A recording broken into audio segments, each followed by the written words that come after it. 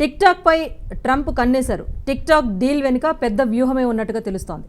అమెరికన్కు విక్రయించాలి అంటూ డెడ్లైన్ విధించారు డొనాల్డ్ ట్రంప్.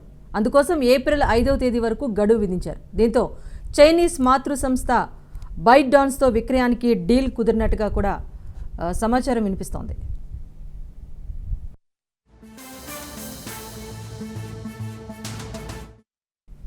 త్వరలో social media platform tick talk సేవలు అమెరికాలో పునరుద్ధరించనున్నారు. సుమారు 17 కోట్ల మంది అమెరికన్లు టిక్ టాక్ను వినియోగించేవారు.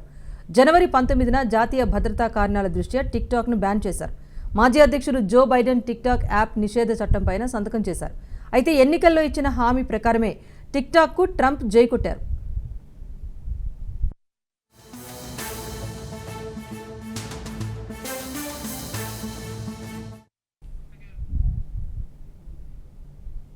రైట్, మొత్తానికి ఇప్పుడు టిక్ టాక్ గురించి చెప్పాలంటే ప్రత్యేకంగా చెప్పక్కర్లేదు. చాలామందికి ఈ యాప్ గురించి పూర్తిగా తెలుసు. ప్రపంచవ్యాప్తంగా కూడా చాలా ఫేమస్.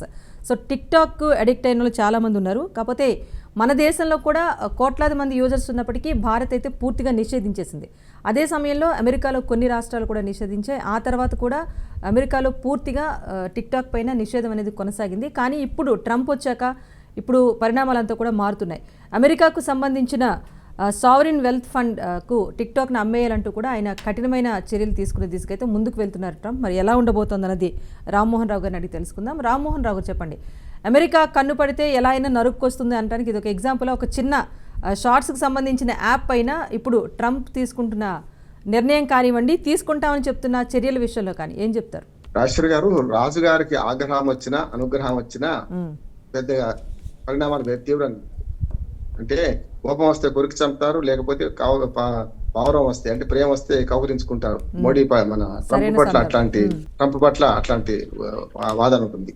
కానీ ఏమంటున్నారంటే టిక్ టాక్ నిషేధం ఇప్పుడు మొదలు కాదు, 2022లోనే జో బైడెన్ హయాంలోనే ఈ ప్రభుత్వ కార్యకలాపాల్లో దీన్ని వాడుకోవడం వల్ల, ముఖ్యంగా ప్రభుత్వ అధికారులు వాడుకోవడం వల్ల మనకు విదేశీ వాళ్ళ శక్తులు, చైనా కొంత దేశంలోని అంతర్గత వ్యవహారాలు జోక్యం చేసుకుంటుందని చెప్పి 2022లోనే ప్రభుత్వ అధికారులు కానీ వీళ్ళు ఎవరు వాడొద్దని నిషేధం విధించారు అంతకుముందే. అయితే జో బైడెన్ చేసిన ఏ చర్యనైనా వ్యతిరేకిస్తారు కదా మనకు ట్రంప్. కానీ దాంతో ఏమైందంటే ఎన్నికల హామీగా దాన్ని వ్యతిరేకమైన హామీ ఇచ్చారు. కానీ 19 నుంచి జనవరి 19 ఆయన ఒక రోజు ముందు ప్రమాణ స్వీకారం చేసే ముందు నిషేధిస్తా అన్నారు, చేసిండ్రు కూడా. కానీ ఆయన ఒక హెచ్చరిక చేసింది ఏంటంటే ఏప్రిల్ 5వ తేదీ వాయిదా పెట్టుకుంటూ మీరు వెళ్తారా లేదా, లేకుంటే నిషేధం విధిస్తామనే మాట అన్నారు. కానీ ప్రజల కోరిక ఏదైతుందో ఇప్పుడు, అందుకని యూటర్న్ తీసుకున్నాడు. ఒక రకంగా చెప్పాలంటే మా ట్రంప్ ఎట్లా అంటే 17 కోట్ల మంది వాడుతున్నారు. అమెరికా జనాభానే 35 కోట్లు మించదు. అటువంటి అప్పుడు 17 కోట్ల మంది అంటే ఆల్మోస్ట్ సగం మంది అమెరికాని దీన్ని వాడుతున్నారు. కనుక ప్రైవేట్ గా వాడితే నష్టం లేదు, ప్రభుత్వ కార్యకలాపాలు ఉండొద్దని అప్పుడు జో బైడెన్ కూడా టిక్ టాక్ నిషేధించారు. అది అమల్లో ఉంది, ఇప్పటికి కూడా అమల్లో ఉంది. 2025లో కొంత సవరణ వచ్చింది, ఒక సవరణ. కానీ ఇప్పుడు అమల్లో ఉన్నది ఏంటంటే ప్రభుత్వ అధికారులు ఇప్పుడు కూడా వాడతలేరు, వాడొద్దని అది ఉన్నది. ఏదైనా సరే ట్రంప్ వ్యాపారి కనుక నా ఇంటికి వస్తే ఏం చేస్తావు, నీ ఇంటికి వస్తే ఏమి ఇస్తావు అనే మనస్తత్వం కనుక ఇప్పుడు ఈ యాప్ ద్వారా మనకు ఆర్థికంగా లాభం చేసుకోవాలంటే కలిపేసుకుంటే పోలే అనే సమస్య వస్తుంది. ఇప్పుడు కూడా శత్రువుతో 2 మార్గాలు ఉంటాయి యాక్చువల్గా. ఒకటి పోరు, లేకుంటే రాజీ. అంటే పోరాటము లేకుంటే రాజీ ఉంటుంది. రాజీ కుదుర్చుకోవడం అంటే దాని కంపెనీని ఓన్ చేసుకుంటే అయిపోతుంది కదా, లొల్లి లేదు కదా. అంటే మన నియంత్రణలో ఉంటుంది అనే ఉద్దేశంగా టిక్ టాక్ ను కొనేయడం, దాని ద్వారా అమెరికన్ పౌరుల మనోభావాలు గౌరవించుకుంటూనే అది చేయడం అని నేను అనుకుంటున్నాను. అంటే ఎప్పుడు కూడా ఒక నిషేధించి ఒక యాప్ను కానీ ఏదైనా ఒక భావజాలను ఆపలేమని నేను అంటున్నాను. ఇప్పుడు మీరన్నట్టుగా అయితే రాజీ లేకపోతే పేచి అన్నారు. ఇప్పుడు ట్రంప్ 2 విషయాలు ముందు తీసుకొస్తున్నారు. ఒకటి, సుంకాలను తగ్గిస్తాము ఒకవేళ టిక్ టాక్ని ఇచ్చేస్తే కనుక అని చెప్తున్నారు. At the same time tick టాక్ను సజీవంగా ఉంచాలి అన్న ఉద్దేశంతోనే ఈ ఒప్పందం తీసుకొచ్చామని కూడా ట్రంప్ పేర్కొంటున్నారు. సో ఇదేంటి, వార్నింగ్ కింద తీసుకోవాలా లేకపోతే సయోధ్య కుదిర్చే ప్రయత్నంగా తీసుకోవాలా? అంటే ఒక సినిమాలో మన బ్రహ్మానందరం వాళ్ళు అంటాడు, భయంతో కూడుకున్న భక్తితో కూడుకున్న ఆలాపన అంటాడు. అట్లానే ఇక్కడ కూడా ఏంటంటే ఇప్పుడు వార్నింగ్ ఉంటుంది, మళ్ళీ వెనక్కి. అందుకనే నియంత్రణకి ఎప్పుడు కూడా అవసరమైన చోట రాజీ పడుతుంటారు. నియంత్రణలు చాలా కఠినంగా ఉంటారు. ఇప్పుడు కొబ్బరికాయ కదా కఠినంగా ఉండి లోపల మనకు నీళ్లు కానీ లేకుంటే కొబ్బరి కానీ ఎంత మృదువుగా ఉంటుందో అట్లాగే నియంత్రణ ఎప్పుడు కఠినంగా ఉంటారు.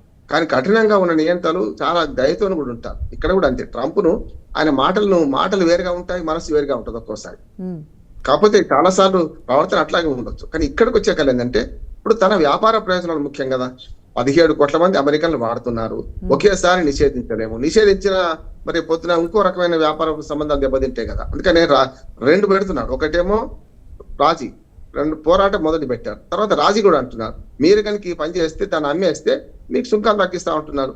అందుకనే కదా ఇప్పుడు రష్యాతో వ్యవహరించి తీరులో కూడా మార్పు వచ్చింది. చూశాం కదా, మొన్నటిదాకా ఉక్రెయిన్ అధ్యక్షుడు జెలెన్స్కీని తిరస్కరించిన తానే అవసరమైతే పుతిన్ కూడా వ్యతిరేకిస్తున్నాడు ఆయన.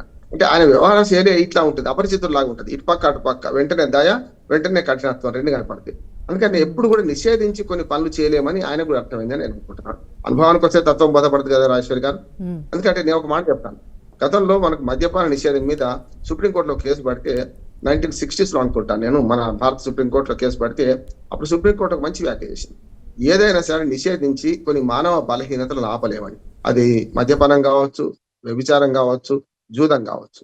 ఇక్కడ కూడా ఏంటంటే దానికి దీనికి పొందడం ఏంటంటే, ఇప్పుడు అమెరికాలో కూడా వాడుతున్న వారిని ఆలాసడం తీసేస్తే ప్రజల వ్యతిరేకత వస్తుంది కదా.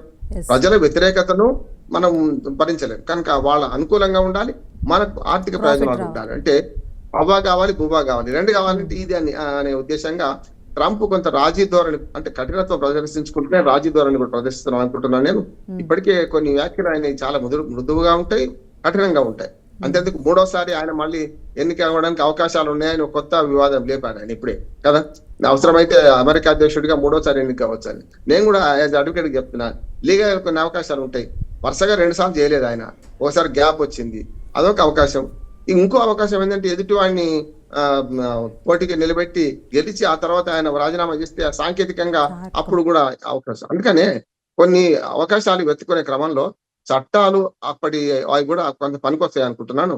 ఈ ట్రంప్ ఈ నిషేధ విషయాల్లో మాత్రం ఎంత కఠినంగా ఉన్నాడో అంత ఫ్లెక్సిబుల్ కూడా ఉన్నాడు నేను అనుకుంటున్నాను. నాకు ప్రయోజనం అయితే సార్ ఒకటి అమెరికన్ ఫస్ట్ అని చెప్పేసి ఒక నినాదంతో ఆయన వచ్చారు కనుక మీరు అన్నట్టుగా ఇప్పుడు అలవాటు పడ్డ యూజర్స్ కి ఇబ్బంది పెట్టొద్దు, ఒక వ్యాపార దృక్పథంతో ఆయన లాబింగ్ కూడా చేస్తున్నారు. ఒకవేళ ఇప్పుడు చైనా నిజంగా అమెరికా మాతృ సంస్థకి అమ్మకపోతే గనుక కఠినంగా చర్యలు ఉంటాయని కూడా చెప్తున్నారు. సో చైనా ఏమైనా వెనకడిగేసే పరిస్థితి కనిపిస్తుందా? ఒకవైపు టారిఫ్ వార్ కూడా ఉంది కదా ఇరు దేశాల మధ్య. అందుకని ఆర్థిక యుద్ధాలు అసలు నిజంగా భౌతిక యుద్ధాలు జరగాల్సిన కాలం కాదు రాజేశ్వరి, ఆర్థిక యుద్ధాలు జరిగే కాలం. అందుకనే గురజాడ పరవ్ గారు ఏనాడు అన్నారు అంటే, పూను స్పర్ధలు విద్యలందే వైరములు వాణిజ్యం అంది అన్నారు. ఖచ్చితంగా వాణిజ్యాలు వైరం ఉంటది, కానీ కలిసిపోతారు కూడా, సిండికేట్ అయ్యే అవకాశం కూడా ఉంటుంది. చూడండి, వాణిజ్యంలో పెద్ద పెద్ద 2 తలకాయలు కలిసిపోతాయి. ఎందుకు? ఈ మనకు మొనోపలి ఉన్నది ఎవరో మనం గొడవ పెట్టుకొని ఎందుకు నష్టపోవాలని. ఇప్పుడు చైనా అమెరికా రాజీ పడే పరిస్థితి అందుకని అంటున్నాను నేను. 2 దేశాలు ఆర్థికంగా బలోపేతం కావాలంటే ఇంకొకటి బెదిరింపే కాకుండా బుజ్జగింపు కూడా చేస్తున్నాడు కదా. ఇప్పుడు 2 బెదిరింపు అయితే చైనా లొంగదు, బుజ్జగింపు అయితే లొంగుతుంది కదా. మీకు ఆర్థికంగా సుంకాలు రాయితీ ఇస్తా అంటున్నాడు, నష్టమే ఉన్నది. ఇద్దరికి ఉభయ కుశలోపరి అయినప్పుడు ఇద్దరు వ్యాపారస్తులు అయితే ఒప్పుకుంటారు. చైనా వ్యాపార సంస్థ కాదు, కానీ మొత్తం మీద దేశం అంతా ఒక రకంగా చైనా కమ్యూనిజం పక్కన పెట్టి వీళ్ళ ప్రపంచమంతా చైనా ఉత్పత్తులు అమ్ముకుంటున్నారు, లేకపోతే పోర్టులు కడుతున్నారంటే వాళ్ళ రాజకీయ విధానం కదా. వాళ్ళ రాజకీయ విధానం ఏంటి? చైనాకు లాభం కావాలి, మీకు లాభం మాకు లాభం. అంటే జీరో సమ్ గేమ్ కాదు, ఇది విన్ విన్ సొల్యూషన్ అంటున్నాను.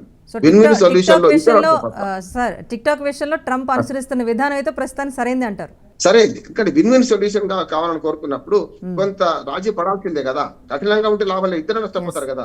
పోరు నష్టం, పొందు లాభం అంటాం, ఇంకో లాభపడతారు. కనుక పోరు ఎందుకు కావాలి? ఇద్దరం కలిసిపోతే ప్రపంచానికి నష్టం లేదు, మనకు నష్టం లేదు, ఇరు దేశాలకు మంచిదే అని. అందుకని అట్లా రాజీ పడతారేమో అనుకుంటే ట్రంప్ విధానంలో కొన్ని పూర్తిగా తీసిపోయడానికి అవకాశం లేదు, కానీ ఒంటిగా పోతున్నాడు. ఇవాళ కాకపోతే రేపు అనుభవం వస్తుంది. అందుకని జో బైడెన్ చేసినంత నష్టం మన ఇండియాకైతే ట్రంప్ చేయలేదు మొదటిసారి ఎన్నికైనప్పుడు. రెండోసారి కూడా చేయనట్టు నేను అనుకుంటున్నాను. ప్రపంచ రాజకీయాల్లో కూడా మోడీతో కలిసి ఉండడం కానీ, లేకపోతే చైనాతో కలిసి ఉండడం కానీ, అటు పక్క రష్యా అంటే సోవియట్ రష్యాను ఎత్తుకోవడం కూడా అదొక భాగం అనుకుంటున్నాను నేను. చైనాని వీక్ చేయాలంటే సోవియట్ రష్యాను పూర్తిగా చూపించాలి ఖచ్చితంగా. వాళ్ళ మిత్రులు కదా, మిత్ర భేదం చదివినా చదవకపోయినా వాళ్ళ ట్రంప్ అనుసరిస్తారని నేను అనుకుంటున్నాను. Right sir, thank you so much. మొత్తానికైతే ప్రస్తుతానికి ట్రంప్ అనుసరిస్తున్న విధానం అయితే అటు అమెరికన్లకు అనుకూలంగా ఉంటూనే ఆర్థిక పరంగా ప్రయోజనాన్ని చేకూర్చేది ఇరు దేశాలకు అని చెప్తున్నారు. Thank you so much Rammohan Rao గారు విశ్లేషణ అందజేసినందుకు. షార్ట్ బ్రేక్ తర్వాత మిగతా డీటెయిల్స్ చూద్దాం. Keep watching Raj news.